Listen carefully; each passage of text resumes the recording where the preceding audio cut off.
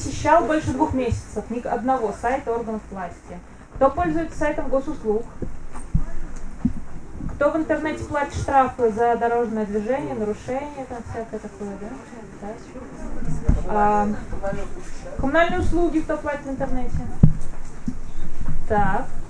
Кто когда-нибудь смотрел трансляцию заседания любого органа власти в интернете? Уже меньше рук я вижу.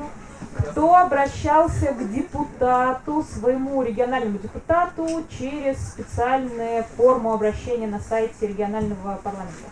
Контакт считается соцсетью? На сайте регионального парламента, нет? Так. Кто ходил когда-нибудь на сайт своего города и зашел на него и такой, блин, ну что за говносайт, а? Я никогда больше в жизни не зайду в жизни, это просто херня непонятная, да? Кто когда-нибудь узнавал, сколько может стоить и сколько стоит в соответствии с данными госзакупок сайт органа власти, создание, поддержка? Сайты органов власти создаются по госзаказу. Да? Они создаются, потому что государство за это платит, и это сколько-то стоит. Да? Все можно узнать на сайте госуслуг. В общем, ответы на эти и другие занимательные вопросы – это моя работа. Проект, которым я руковожу, называется «Инфометр». С 2004 года люди, которые работают со мной, занимаются тем, что они оценивают, насколько государственные сайты органов власти России открыты, насколько они находятся в соответствии с законодательством, чем они могут и не могут быть полезны нам с вами, обычными людьми, которые там чем-то интересуются и так далее. Если брать историю 2004 до 2014 года, то проект развивался в формате неправительственной организации «Фонд свободы информации». В 2014 году Фонд свободы информации был признан иностранным агентом, и это происходило вообще со многими организациями в стране, и не только в 2014 году, и после этого деятельность, которую вел фонд, разделилась на 2 самостоятельных проекта. Один из них называется «Инфометр», и это исследование открытости власти, другой называется «Команда-29». Вот здесь присутствует моя коллега Катя. Катя из команды 29. Если кому-то интересно что-то про команду, пожалуйста, спрашивайте ее, она с удовольствием расскажет. Так вот, проект «Инфометр» отделился и перестал быть некоммерческой организацией вообще.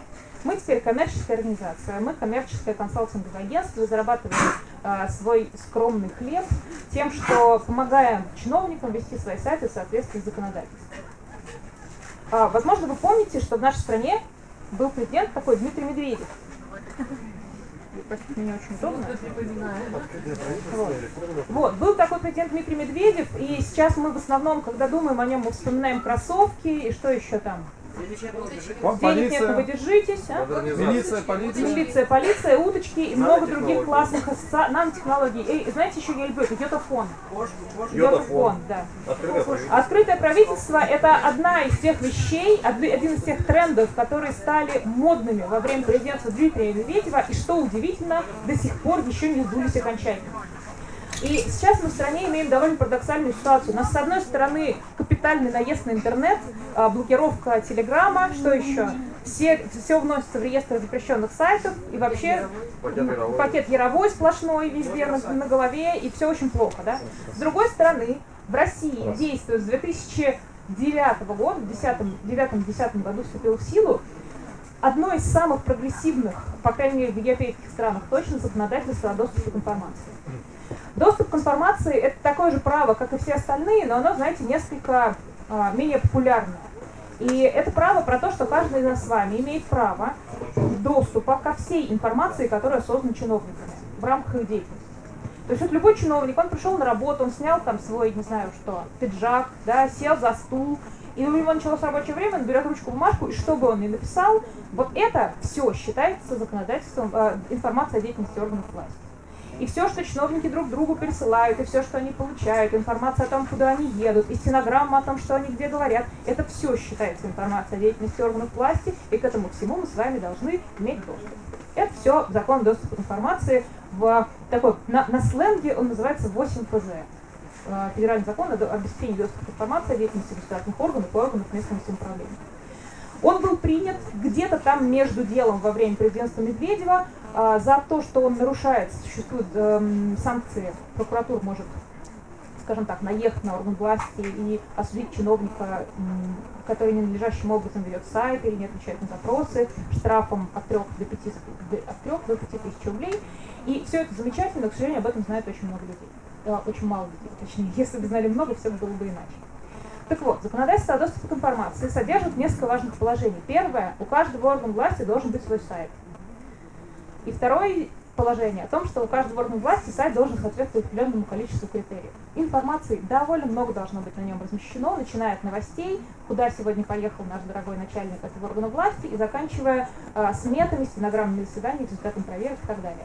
Это перечень, состоящий из более чем 80 пунктов, которые при таком детальном разбивании могут разбиться на 200, на 300, на сколько угодно, чем более, скажем так, придирчивыми вы хотите быть. И благодаря тому, что вся эта информация должна публиковаться, у людей, которые живут в этой стране и за ее пределами, кто читает по-русски, по крайней мере, появилось очень много разных возможностей.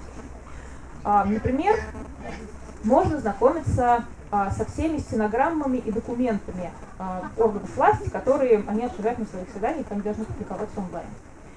Во многом те результаты расследований, которые делает фонд Навальный, стали возможным благодаря тому, что есть информационные системы, в которые органы власти должны выкладывать информацию. Да? Давайте вспомним расследование при Смолей-Чайке. Откуда они взяли эти данные?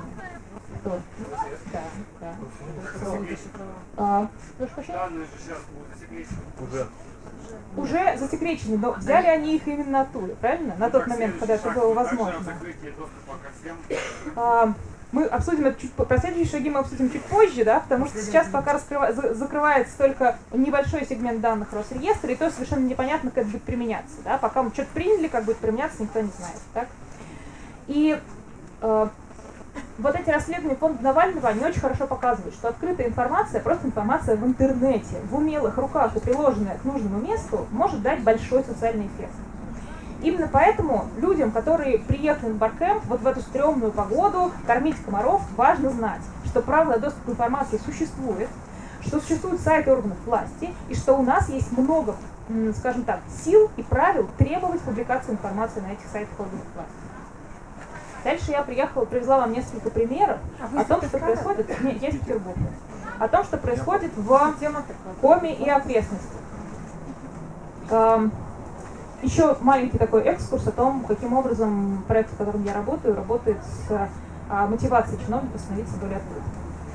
Каждый год я и мои коллеги оцениваем более 4000 сайтов государственных органов в стране. Это весь федеральный уровень, все федеральные министерства, это весь региональный уровень, региональные исполнительные, региональные законодательные и суды уровень субъекта. Это все суды субъектов, все суды общей юрисдикции, это все арбитражные суды, и это все муниципалитеты, в которых население свыше 100 тысяч человек по данным переписи населения, в которой последняя была. То есть это 166 городов. И таким образом органы власти, которые находятся в Коми и в соседних регионах, каждый год их сайты оцениваются нами на то, насколько они соответствуют требованиям законодательства. И каждый год результатом этой оценки является рейтинг открытости, где на 100% в топе рейтинга находятся самые открытые органы, там происходящие, и в самом, низу или конце находятся самые закрытые органы власти. Эти рейтинги – это интересная такая информационная штучка, ее очень любят региональные газеты, потому что в регионах очень часто, знаете, сегодня опять ничего не произошло. Вот это вот. То есть, ничего не случилось, но новости какие-то нужны. И поэтому история о том, что сайт, например, Государственного совета Республики Коми стал там, я не знаю, каким-нибудь 76-м сайтом в рейтинге открытости региональных парламентов, становится новостью. Либо для, скажем так, если это хорошая новость, то для провластной прессы, если это не очень хорошая новость, то для оппозиционной прессы. Таким образом, кто-нибудь об этом все равно и напишет. Скажите, пожалуйста, среди нашей аудитории сколько жителей Коми, людей, которые тут живут? Почти все. Как вы думаете, выглядит Республика Коми на общем фоне региональной информационной открытости? Какие у вас ощущения? Давайте так. Есть три, у нас есть первая треть, средняя треть и последняя треть. Куда вы помещаетесь? Для 15 года первая треть. Чуть ниже среднего вы помещаетесь, так? Давайте начнем с регионального органа исполнительной власти. Правительство Республики Коми занимает 55 место в рейтинге открытости сайтов. А сколько всего мест? Нет, это регион. Сколько регионов? 85 было, а потом стало несколько больше. В общем, 44% открытости. По России средний показатель это 55% открытости для региональных органов исполнительной власти. Это немножечко больше, чем половинка. Так? Но есть и хорошие новости о том, что на сайте правительства Республики Коми есть некоторые вещи, которых нет на многих других сайтах. Например, есть хорошая база региональных нормативно-правовых актов. И для людей, которые работают с региональным законодательством, это всегда большая проблема найти региональные законы, потому что если нет доступа к региональному консультанту плюс, то как бы фиг найдешь его, да? Поэтому ваши чиновники позаботились об этом. Есть такой, не знаю, сервис, не сервис, какая-то интерактивная штучка, называется «Бюджет для граждан», где бюджет вроде как должен немножко более подробно и немножко более доступно, чем на уровне финансовой документации, объясняться для непрофессиональных пользователей финансовой информации. Кто-нибудь видел бюджет для граждан Республики Коми? О, нас трое. Нет, это Комаров. Я посмотрела специально перед тем, как вам ехать. Ну, знаете, как бы at least you tried, что называется. Ну, люди постарались. Они хотели как лучше, у них что-то получилось. Я думаю, что если у них будет больше обратной связи от таких людей, например, как те, кто присутствует здесь, будет неплохо. Есть повестки всех заседаний правительства, и это достаточно редкая информация, кстати, вы удивитесь, часто ее нет. И есть много картографических сервисов, публикуют спутниковые снимки кадастра особенно охраняемых территорий, достаточно оперативно обновляемые в мониторинге лесных пожаров. То есть чиновники местные, по крайней мере, подумали о том, что они хотят сделать что-то особенное, и немножко приложили к этому усилия. Но при этом не оказалось реально таких базовых вещей, как общий адрес электронной почты, по которому можно обратиться в орган власти. Нету порядка результатов общественного обсуждения нормативных правовых актов, и протоколы заседаний, к сожалению, не публикуются. У вашего региона есть соседи. Да? У меня есть перечень того, какое место какой из ваших соседей занимает. С какого начнем? Киров. Значит, Кировская область, правительство Кировской области 16 место занимает, и, в общем, чувствует себя вполне неплохо. Еще ваши лоты. Ухта. Архангельска у меня нет, простите. Ухта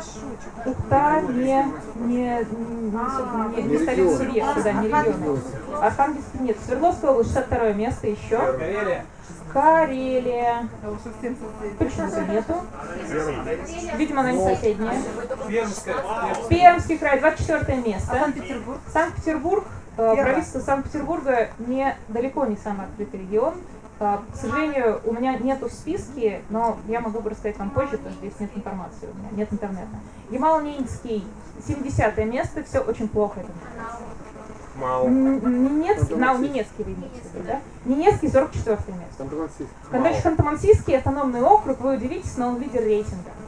Это абсолютные победители вообще всего. У них размещено вообще все в соответствии с абсолютной дотошностью требований, которые только предъявляют эксперты, специально обученные люди. То есть, знаете, такие специально научные на то, чтобы находить ошибки. Вот. И, значит, почему это случается? Дальше идет самая главная магия. Много лет исследований показали нам, что то, насколько сайт соответствует требованиям законодательства, не зависит от того, сколько стоило создание этого сайта. Совершенно корреляции нет. То есть, может быть, сайт, собранный на WordPress человеком, заканчивающим 3-й курс, я не знаю, какого-нибудь проходного непрофильного института, но при этом он может быть очень хорошо наполнен, и на нем может быть весь требуемый контент совершенно. Это не зависит от того, есть ли в регионе какая-то принятая концепция информационной политики, есть ли в регионе какие-то специальные общественные дебаты, посвященные открытости. Не зависит. Это зависит от единственного фактора, от того, кто отвечает за ведение сайта. Если за ведение сайта отвечает человек, мотивированный на достижения, мотивированный на, знаете, вот эти ачивки, ну то есть я молодец, я самый офигенный, у меня самый клевый сайт, там и прочее, да, то тогда находится и время, и желание, и образование, и сразу находятся люди, которым можно делегировать, люди, которым хорошо работают, которые все хорошо размещают, убирают неактуальную информацию и прочее. Вот. И зная эту вещь и, скажем так, несколько управляя ситуацией с рейтингами, то есть мы же их делаем, мы сравниваем их между собой, и мы видим, что чиновники просто очень сильно реагируют на то, когда их сравнивают. Вот когда им просто пишут обратную связь, что, знаете, у вас, короче, очень стрёмный сайт, я ничего на нем не нашел. Да? Мы сегодня поднимали с вами руки, что мы заходили на какие-то с вами сайты, видели, что это просто кусок отстоя, и в слезах, и в расстройстве, уходили оттуда быстрее, и больше никогда что-то так не видеть. Да, развидеть это скорее. Если мы дадим обратную связь чиновнику из серии, что, знаете, вы сказали, очень стрёмный сайт, я на нем ничего не нашел. С этой обратной связью чиновник не может делать ничего. Ну, правда. Ну, он что может делать? Он скажет, мне очень жаль. Ну, не смогла, да. А если давать обратную связь из серии «у вас в этом разделе не хватает этого, у вас в этом разделе не хватает этого, а в этом разделе вы не доположили вот этой информации, у вас вообще уже все устарело», то тогда ответственному человеку появляется чем работать. Да? Это конструктивная обратная связь. И рейтинги, которые мы составляем, они именно так и работают. Мы оцениваем каждый сайт и даем по каждому отсутствующему сегменту информации, мы даем рекомендацию. То есть здесь у вас нет, а разместите это. А посмотрите, как сделано у классного соседа, а посмотрите, как сделано у конкурента, не знаю, по какой-нибудь отрасли, а посмотрите еще вообще, что бывает, и вот вам, пожалуйста, еще правовое обоснование. То есть вы это должны, потому что есть такое законодательство, и посмотрите, как это делают другие люди. Да? После того, как чиновник получает такую обратную связь, он сразу начинает работать. Тот мониторинговый подход, который мы применяем, он включает в себя не только рейтинг, но и некую возможность с нами взаимодействовать дистанционно. Условно говоря, есть 3 стадии. На первой стадии наши эксперты оценивают сайты и составляют вот эти таблицы рекомендаций. На второй стадии мы звоним, пишем, шлем факсы, голубиную почту и любовные послания по всем возможным адресам, имейлов и телефонов в каждый орган власти и пытаемся добиться от них, чтобы кто-то вышел с нами на связь. Любой удобной форме. И когда мы подхватываем этого человека, который ответственен за сайт, или находим там какие-то в него косвенные выходы, после этого мы приглашаем его поработать в нашей системе, где он может залогиниться и видеть все рекомендации для своего сайта, и выполнять их. А выполнение каждой рекомендации стоит 1%, или 5%, или 3%, или 0,7%. Да? И тогда, как в игре, с чего мы сегодня вспоминали, Супер Марио, да, с вами на одной из площадок, этот несчастный чиновник, который в сущности совершенно не знает, что делать, он видит очень конкретные рекомендации и видит, как с каждой выполненной рекомендацией повышается его открытость. И нам удается в каждом региональном мониторинге вовлекать от 40 до 50 представителей органов власти. А самые заинтересованные во внешней оценке и самые участвующие в нашем электронном взаимодействии – это региональные парламенты. Там ребята вообще прутся, потому что к исполнительной власти много внимания, понимаете? Они на виду, они о них пишут, они принимают, они что-то исполняют, да, они что-то делают важное, и о них, скажем так, медийное пространство больше наполнено новостями. А для региональных парламентов всегда довольно тяжело сделать так, чтобы они были, хотя бы немножко интересными, потому что, как правило, они принимают бюджет, либо принимают какой-нибудь нелепый закон. Да? То есть мало позитивной повестки о них, и поэтому, когда они добиваются того, что, смотрите, наш сайт в первой тройке, это считается победой, люди заказывают у нас, скажем так, у нас есть такая форма работы с этими чиновниками, мы посылаем им дипломы. Он, знаете, он красивый, он в раме, и он им приходит, и в связи с своей работой я довольно часто путешествую и езжу, скажем так, с дружеским визитом к представителям своей целевой аудитории, с региональным чиновникам, к федеральным чиновникам. И очень часто бывает, когда я захожу в кабинет и вижу этот диплом на стене.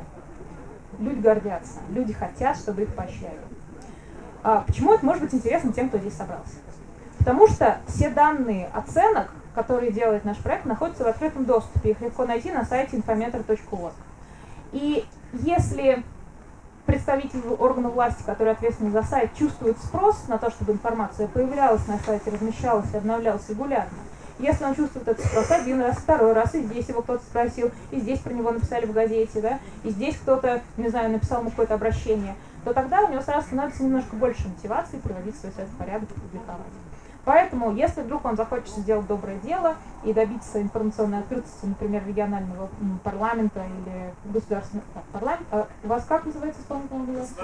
Государственный совет или государственного совета, то тогда вы просто заходите на сайт infometer.org, находите цикл региональные органы исполнительной власти 2018 год, видите оценку, и дальше вы можете работать с этими данными, которые получены в ходе оценки, для того, чтобы готовить какие-то обращения к органам власти и, скажем так, апеллировать к ним, почему у вас нет этой информации, хотя она быть должна.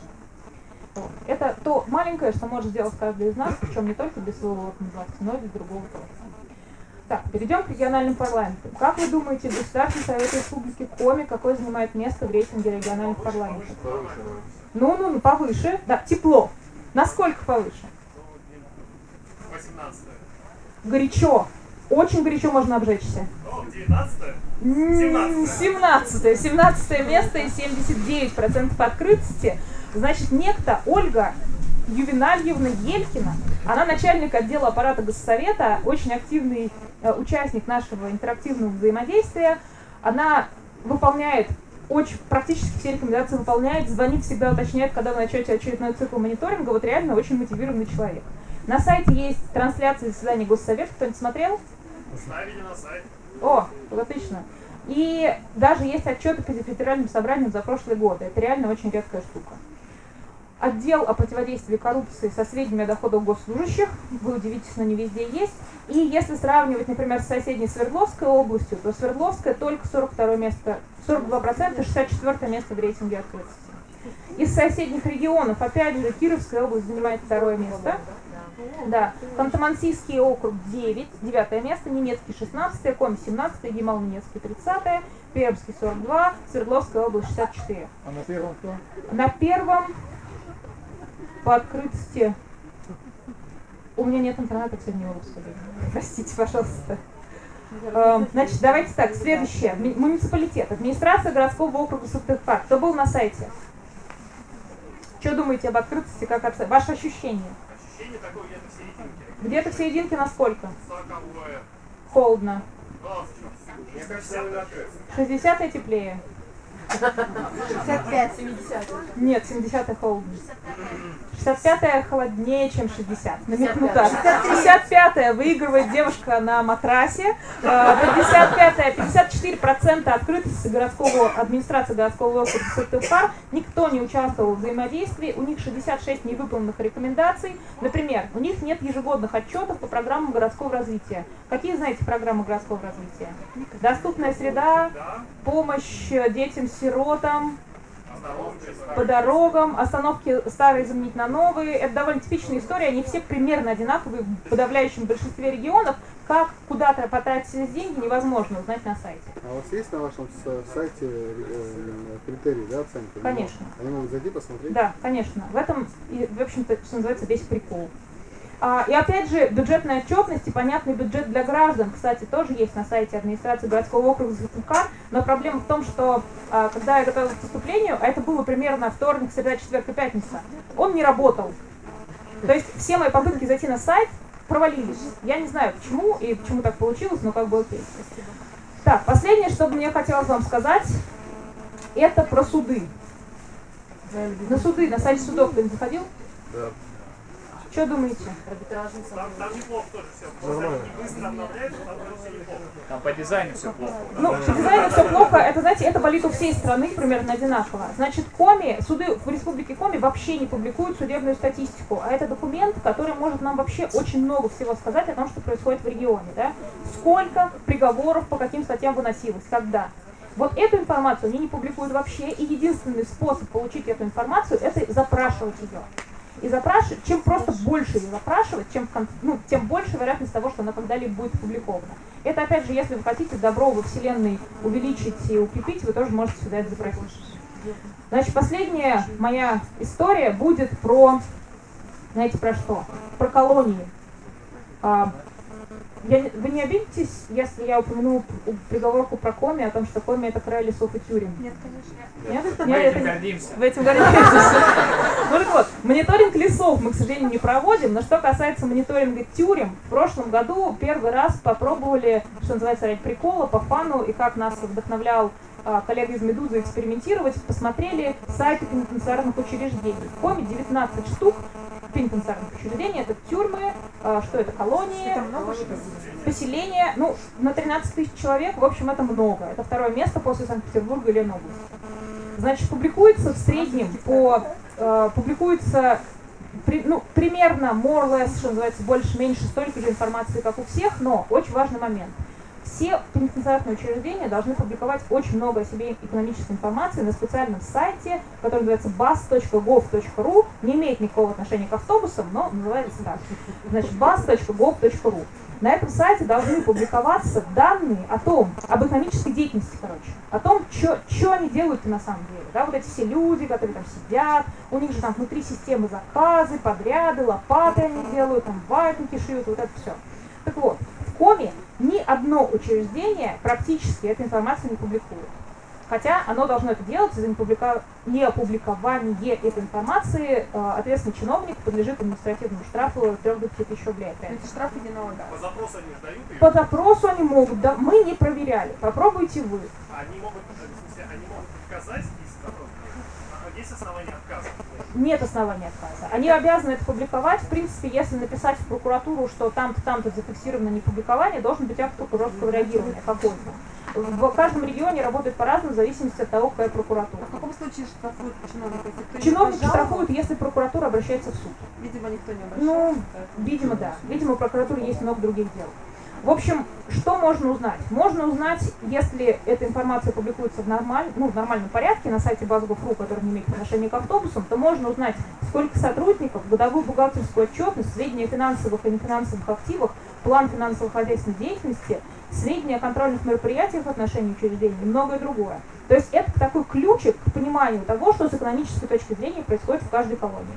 Вот, к сожалению, в Коми этот ключик недоступен, хотя должен быть доступен. Единственный способ этого добиться – это запрашивать. К сожалению, наиболее частый ответ на вопрос чиновников, почему вы не публикуете информацию, хотя вы должны, хотя есть такой закон, вы знаете какой? А никому не интересно. Никому не интересно, говорят они. Интересно, мы вот вам присылаем запросы, там еще люди вам присылают запрос, как неинтересно, говорят. А вот когда будет 100 запросов, опубликуем. В общем, друзья, коллеги, единомышленники по макнению под дождем и кормлению комаров, запрос зависит реально от нас с вами. Infometer.org, все таблицы открыты, все всегда в полном доступе, пожалуйста, смотрите. Если что-то нужно, звоните, пишите по телефонам, которые находятся там, мы будем рады помочь, потому что, несмотря на то, что нам пришлось перековаться в коммерческую организацию, наши корни до сих пор в мире добра, радости, справедливости, мира некоммерческих организаций. Всем спасибо. Вопросы? Сейчас. Так, скажите, у нас просто время вышло, поэтому сколько есть вопросов? У меня. Раз, два, три. Так, а какого цвета у вас вот эти штуки? Какого цвета? Оранжевого. Хорошо, отлично. Оранжевый, это, как вы помните, знатоки, как раз те, кто должны задавать вопросы. Поэтому право единственного вопроса получает человек с оранжевым. А теперь, уважаемые знатоки. Да, микрофон этот. Нет, на самом деле очень Блогеры приятно, потому постят, как вы помните. я представитель из Киров, а не Сыктывкара, не Коми. Мне поэтому хотелось бы маленькую ремарку и задать вопрос. Очень удивлена, что у нас правительство Кировской области заняло 16 место, по итогам 2016 года оценивалось это. Нет, 17. Дело в том, что у нас был такой очень интересный казус. У нас, как и в Коми, в прошлом году сменилась власть региональная, у нас уже арестовали губернатора, посадили пока временно в Рио. Вот. И когда пришла новая команда к власти, были удалены с сайта правительства все новости про Никиту Белых. Просто, в принципе, где бы он там не упоминался, были все новости, даже там, где бы он там встречался с доярками там, и так далее. То есть просто, в принципе, новости исчезли. Я потом объяснил правительству, там просто был какой-то технический сбой, но вот очень такой интересный. И вопрос, если на сайте там, муниципального образования, правительства есть какая-то информация, но она запрятана очень глубоко, по вашему мнению, это скорее раздолбайство или это как намеренно такая вот штука? Кстати, можно очень коротко.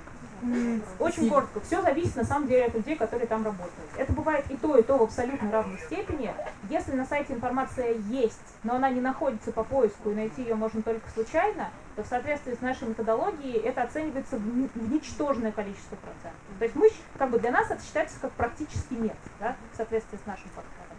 И понятно, что в вашем случае это, скорее всего, что-то довольно странное, да? Но это не общее правило, на всех оно не распространяется.